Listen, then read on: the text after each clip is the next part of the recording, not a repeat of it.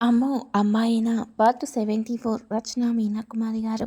Video చూసే ముందు please అండి వీడియోకి తప్పకుండా ఒక లైక్ చేయండి. లక్ష్మి బయట కారాగిన చప్పుడు విని శంకర్రావు విజయ దంపతులు వారి కూతురుతో కారులో కనిపించేసరికి సంతోషపడిపోయింది. అలాగే ముందుగా వచ్చిన తన భర్త కొడుకు వాళ్ళ వైపు చూసి కంగారు తగ్గించుకుంది. కొడుకు తను కలిసి భర్తను ఇంట్లోకి తీసుకెళ్లి మంచం మీద కూర్చోబెట్టారు. శరీరం సహకరించకపోయినా మనసులో ఉన్న ప్రేమతో ఎలాగైనా సహాయం చేయాలన్న మంచి గుణం హరిబాబులో ఉంది. శంకర్రావుకి చాలా బాధ కలిగింది. శంకర్రావు విజయ ఇద్దరు కూడా దిగుతుంటే అలేఖ్య భయంగా తల్లి చేతులు పట్టుకొని నాకు భయంగా ఉంది, నేను రానమ్మా అంటూ ఉంది. భయం వద్దు, ఏమీ వద్దు, రామ్మా అంటూ విజయ జాగ్రత్తగా కూతుర్ని తీసుకొని లోపలికి తీసుకెళ్ళింది. అందరికీ కూడా వేడివేడిగా టీ పెట్టించింది. లక్ష్మి అలేఖ్య కళ్ళల్లో భయమే ఉంది. తనకు కాళ్ళు సరిగ్గా లేకపోయినా అంకుల్ ఎలా సహాయపడ్డారు.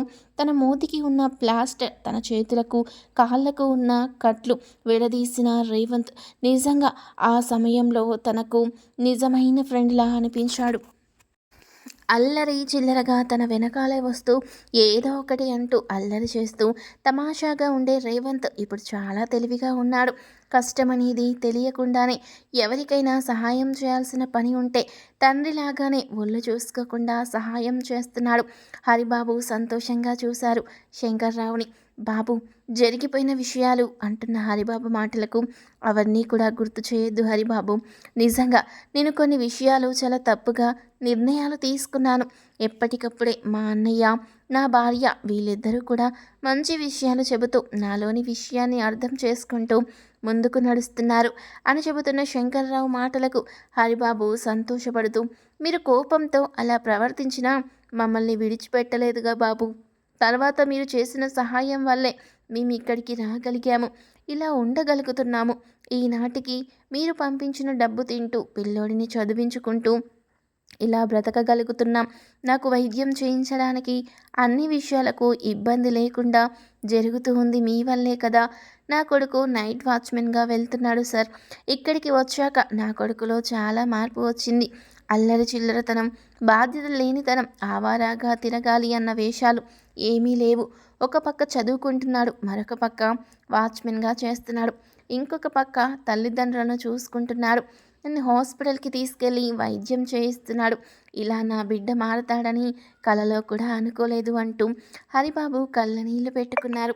లక్ష్మి, ఊరుకోయ్యా, ఎందుకు, ఆనందమే కదా, ఇక సంతోషమే, మొత్తానికి చాలా గండం గట్టెక్కింది అన్నది లక్ష్మి. విజయ మాట్లాడుతూ, వాళ్ళు దొంగలైనప్పటికీ కాస్త మంచితనం ఉన్నవారు ఉన్నారు, ఆడపిల్లలు అని గౌరవం ఉన్నవాళ్ళు ఉండబట్టి మన బిడ్డ మనకు క్షేమంగా దక్కింది. లేకపోతే వాళ్ళు అటు నుంచి అటు ఎక్కడికైనా తీసుకెళ్ళినా మనకు తెలియదు కదా అంటూ కన్నీరయింది విజయ. అలేఖ్య తల్లి చేయి పట్టుకొని అలాగే ఆమె భుజం మీద తలవాల్చి ఉంది. తల్లి మాటలకు ఏడ్చేసింది అలేఖ్య. రేవంత్ మాట్లాడుతూ, అలేఖ్య ఎందుకు ఏడుస్తున్నావు, ఏడిస్తే నువ్వేం బాగోలేదు, అద్దంలో చూసుకో అన్నాడు రేవంత్ నవ్వుతూ. అలేఖ్య కళ్ళు తుడుచుకొని అక్కడున్న అద్దంలో చూసుకుంది. నవ్వొచ్చింది. ఎప్పుడు ధైర్యంగా ఉండాలి, పిరికితనంగా ఉండకూడదు. తలుపులు తీసినప్పుడు ఎవరైనా వస్తే నువ్వు అరవాలి, కానీ అలా ఎలా ఉండగలవు అన్నాడు రేవంత్.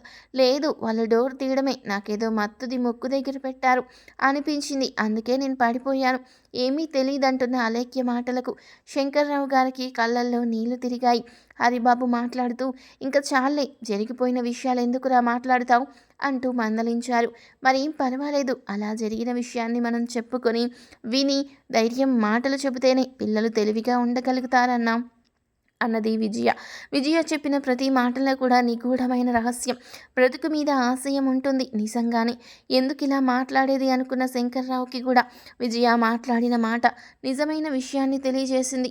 మాధవరావు గారు శంకర్రావుకి ఫోన్ చేశారు. ఎక్కడికి వెళ్ళారు, లేరంట అని అడుగుతూ ఉన్నారు. ఎవరు చెప్పారన్నయ్య అని అడుగుతున్న శంకర్ మాటకు లీలా ఫోన్ చేసింది. అయ్యగారు వాళ్ళు ఎక్కడికి వెళ్ళారో తెలియదు, బయట హాల్ వాకిలి అన్నీ శుభ్రం చేశానయ్యా, తాళం తీసుకొని వెళ్ళి అని చెప్పడంతో నాకు తెలిసింది అన్నాడు మాధవరావు. నేనొచ్చాక అన్ని విషయాలు చెబుతానన్నయ్య అన్నాడు శంకర్రావు. అలాగే అని ఫోన్ పెట్టేశారు మాధవరావు. శంకర్రావుకి వాడు డొక్కలో తగిలిన దెబ్బ నొప్పిగా ఉంది. అలా చేతులతో తడుముకుంటూ బాధపడుతున్నారు. ఏమైందండి అంటున్న విజయ మాటలకు, వాడు నాకు ఈ సైడ్ ఇబ్బందిగా ఉంటుంది కదా, అక్కడే బలంగా తన్నాడు, అందువల్ల బాగా నొప్పిగా ఉందన్నాడు శంకర్రావు. వేడి నీళ్లు కాసిమ్మంటారా అని అడిగింది లక్ష్మి. హాట్ వాటర్ ప్యాక్ ఉంది, అందులో పోసివ్వండి అంటూ కారులో ఉన్న బ్యాగ్ తీసుకురమ్మంటే రేవంత్ వెళ్ళి తెచ్చిచ్చాడు. రేవంత్ వచ్చేసరికి అక్కడ ఒక నవార్ మంచం వేసి దాని మీద దుప్పట్లు లాంటిది వేసి యజమాని అన్నట్లుగా ఎంతో గౌరవంగా చూసింది లక్ష్మి. అలాగే శంకర్రావుని మంచం మీద కాసేపు పడుకోండి, కాపడం పెడతాను అని చెప్పింది విజయ. శంకర్రావుకి నిజంగానే అప్పుడు కార్ డ్రైవ్ చేయాలన్న ఆలోచన లేదు. డొక్కలో విపరీతంగా నొప్పి వస్తుంది, అందుకే భరించలేక పడుకున్నాడు. విజయకు భయంగా అనిపించింది. ఏమిటిలా అని అనుకుంటూ తమ డాక్టర్ గారికి ఫోన్ చేస్తే ఫోన్ రింగ్ అవుతుంది కానీ ఎత్తలేదు. తర్వాత చూసుకొని తనే చేస్తారు అని ఈలోపు వేడి నీళ్లు కాసి ఇచ్చింది. లక్ష్మి హాట్ వాటర్ బ్యాగ్లో పోసింది. విజయ శంకర్రావుకి కాపడం పెడుతూ ఉంది. తండ్రి కాళ్ళ దగ్గర కూర్చుంది అలేఖ్య.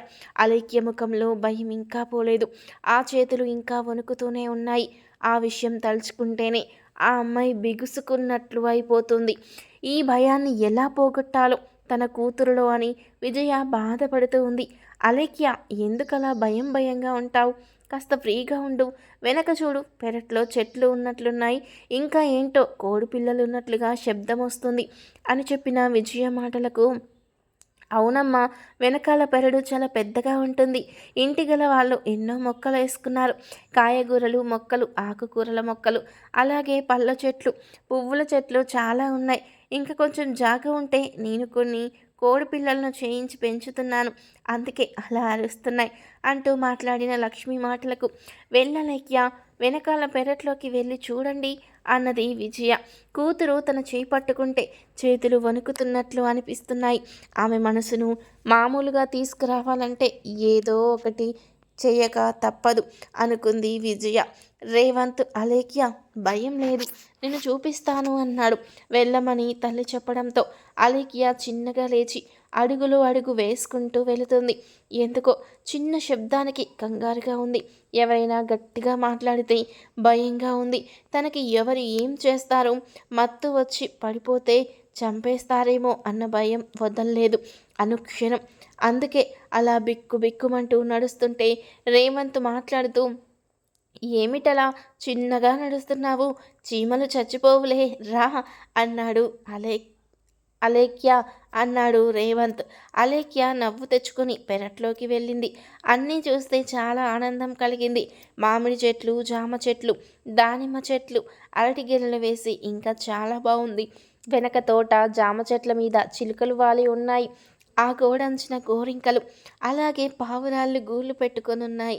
కిటికీలలో ఒక పెద్ద స్థలం బాగా ఉంటే చుట్టూ పొడవైన గోడ కట్టేశారు, వేరే వాళ్ళు వచ్చి ఏమీ కోసుకెళ్లకుండా. అందుకని ప్రతి కాయలు, పువ్వులు అన్నీ ఎంతో బాగున్నాయి.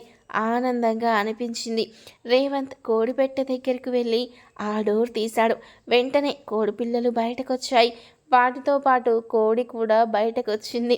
అయ్యో, భలే ముద్దుగా ఉన్నాయే అంటూ కోడిపిల్లలను చేతిలోకి తీసుకుంటున్నాం. అలేఖ్య మీదకు పోట్లాటకు దిగింది. అలా అరుస్తుంటే అమ్మో అన్నది అలేఖ్య. అవును, మరి దాని బిడ్డల్ని నువ్వేం చేస్తున్నావో అని కంగారు కదా, అందుకే అది సెక్యూరిటీగా అరిచింది అని చెప్పాడు రేవంత్. నీకొకటి చెప్పడం మర్చిపోయాను రేవంత్ అని అంటున్న అలేఖ్య మాటలకు, ఏమిటది అన్నాడు రేవంత్. చాలా చాలా థ్యాంక్స్ అని చెప్పింది అలేఖ్య. వీడియో చూసే ముందు ప్లీజ్ అండి వీడియోకి తప్పకుండా ఒక లైక్ చేయండి. స్టోరీ నచ్చితే తప్పకుండా సబ్స్క్రైబ్ చేసుకోండి.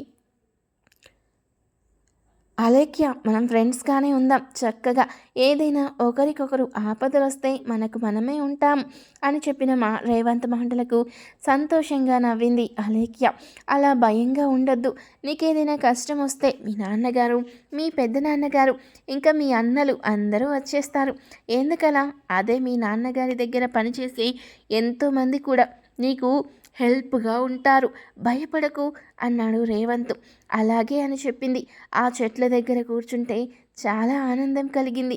కొబ్బరి చెట్లు అంత చిన్నగా ఉంటే అన్ని బోండాలున్నాయేమిటి అని అడిగింది అలేఖ్య ఆశ్చర్యంగా.